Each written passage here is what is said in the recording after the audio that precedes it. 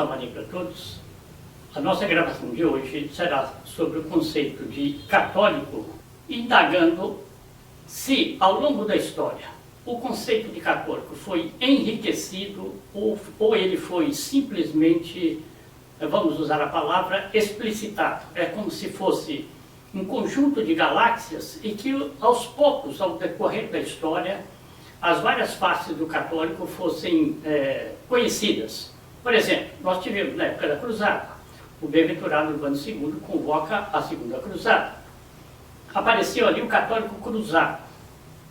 Em que medida que ele enriqueceu algo do perfil do católico, daquela igreja católica fundada por nosso Senhor Jesus Cristo?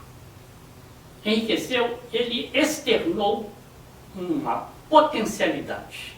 Quer dizer, era uma potência que se transformou em A. Hoje, nós estamos em 2026, a gente pode se perguntar se um católico pode ser de direita, pode ser de esquerda, pode ser de centro. O católico tem obrigação de ser um anticomunista? Essa é a nossa matéria de hoje.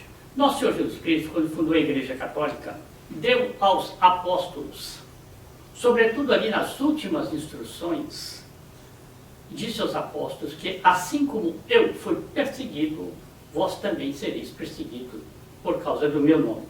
O católico é militante. O católico está em luta contra o demônio, o mundo e a carne. A igreja, depois dos apóstolos, evidentemente, veio a era dos mártires. Depois nós tivemos os confessores, nós tivemos o católico medieval. É muito interessante a gente pegar esse aspecto aqui do católico medieval.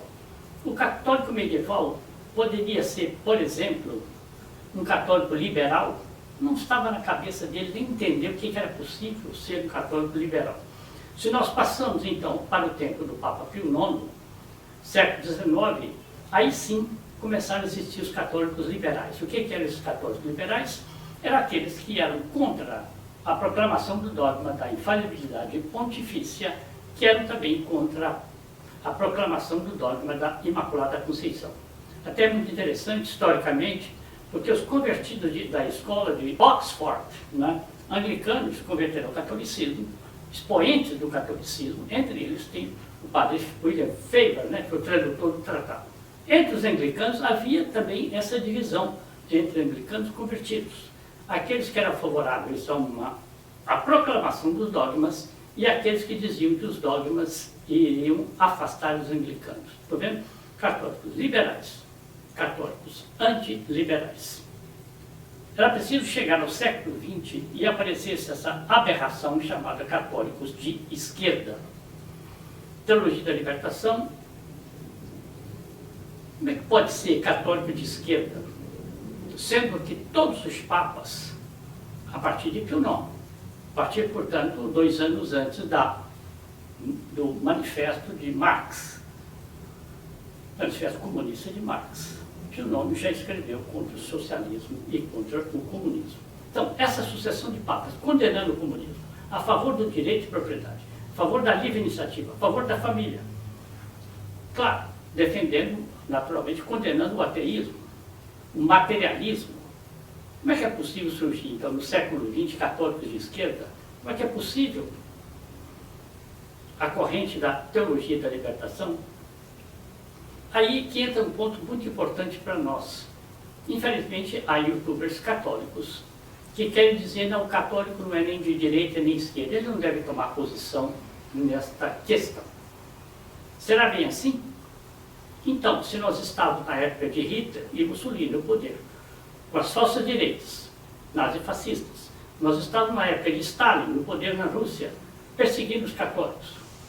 Stalin, regime comunista na Rússia. E vai dizer que o católico não tem posição face aos regimes políticos? Claro que tem. O católico não tem posição como o Dr. Pio adotou na Liga Eleitoral Católica, dizendo o seguinte: a Liga está fora e acima dos partidos. Que partidos eram esses? Era o Partido Conservador, era o Partido Republicano Paulista.